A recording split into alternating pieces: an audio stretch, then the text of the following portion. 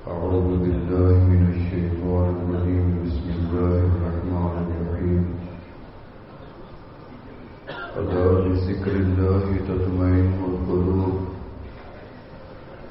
قال النبي صلى الله عليه وسلم: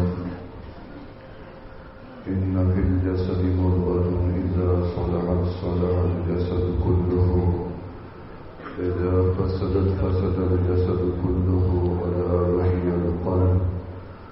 صدق الله العلي العظيم وصدق رسوله النبي الكريم. دوستو اور بزرگوں،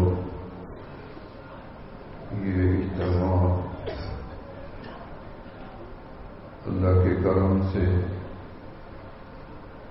اپنے اختتام کے قریب ہے. یہ بہت نور فضا جو آپ کو نظر آ رہی ہے یہ تھوڑی دیر میں ٹوٹ جائے گا یا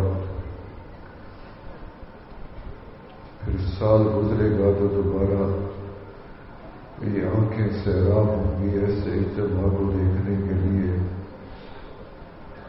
در حقیقت یہ فیض ہمارے حضرت خواجگان قطب زمان حضرت خواجہ محمد فضل علی قریشی رحمۃ اللہ علیہ کا آج بھی ٹھاٹھے مار رہا ہے.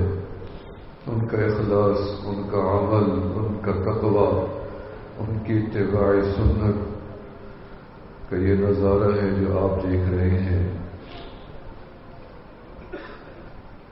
اس مقام کو انہوں نے اخلاص کے ساتھ آباد کیا اور بنیاد رکھی.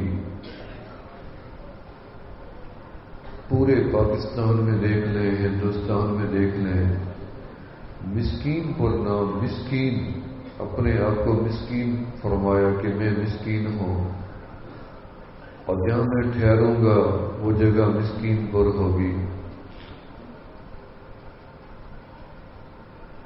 چھوٹے چھوٹے حجرے بنائے اتباع سنت میں.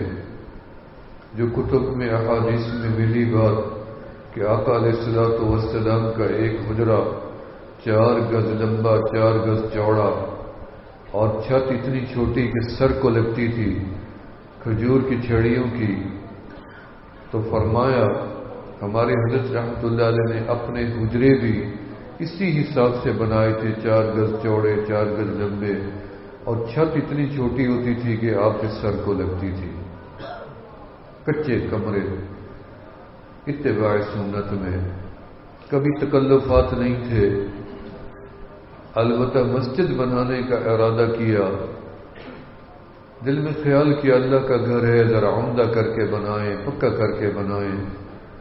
یہ تو ہمیشہ رہے گا، کوئی نہ کوئی تو مسجد کو آباد کرتا رہے گا. اپنا گھر کچا بنایا، اللہ کے گھر کو پکا بنانے کا. پہلے تو کچا بنانے کا ارادہ کیا، کچی اینٹیں بھی بنا لی تھی، لیکن یہ نہر جب ٹوٹ پڑی تو کچی اینٹیں بہہ گئی. ایک فقیر بھاگا ہوا آیا اور کہنے لگا حضرت وہ نہر ٹوٹ گئی اور اینٹیں ساری بہہ گئی. وہ گھبرایا ہوا تھا اور ہمارے حضرت رحمۃ اللہ علیہ ہنسنے لگے. فرمایا کہ فقیرہ ہمارا سودا فقیر سے تھوڑی ہے، ہمارا تو غنی سے سودا ہے. اگر اس غنی نے کچی اینٹیں لے لی ہیں تو اب پکی دے گا اس کے بدلے میں.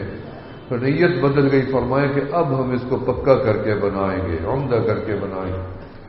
پھر ایک بٹھی تیار کی اینٹیں پکانے کے لیے، اور اس بٹھی کو بنانے والے، اینٹیں بنانے والے، آگ جلانے والے کوئی عام لوگ تھوڑی تھے، مزدور تھوڑی تھے. جو مزدور لگے ہوئے تھے وہ بھی ذاکرین تھے اور صالحین تھے اور مفتیان تھے اور مشائخ تھے. 200 سے زیادہ مشائخ اور مفتیان فضلاء دیوبند حضرت کی خدمت میں مقیم رہتے تھے یہاں پہ.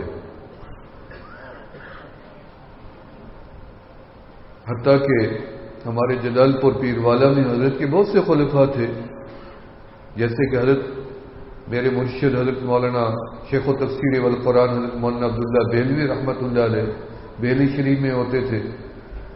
حضرت مولانا حافظ محمد موسیٰ صاحب رحمۃ اللہ علیہ، مولانا واحد بھائی صاحب رحمۃ اللہ علیہ، حضرت خواجہ پیر عبدالغفار رحمۃ اللہ علیہ نقشبندی، پیر مٹھا رحمۃ اللہ علیہ کے نام سے سب جلال پور کے تھے یہ. اسی طرح ایک فقیر آپ کا کمال بھی تھے. تو کمال فقیر کو اللہ نے اتنی کمال دیا تھا، اتنی کمال دیا تھا کہ ذکر میں، اللہ کے نام کے عشق میں، محبت میں اتنی فنا تھے، جیسے ہی مرشد کے چہرے پہ نظر پڑتی اور یہ بے ہوش ہو جاتے ذکر کرتے کرتے. اللہ اللہ. میں نے اپنی انہی گناہگار آنکھوں سے حضرت کے مریدین کی زیارت کی. جب بھی میں نے ان کے سامنے حضرت کا نام لیا، کئی گھنٹے ان کو ہوش نہیں رہا، کئی گھنٹے تڑپتے رہے جیسے مچھلی پانی کے باہر.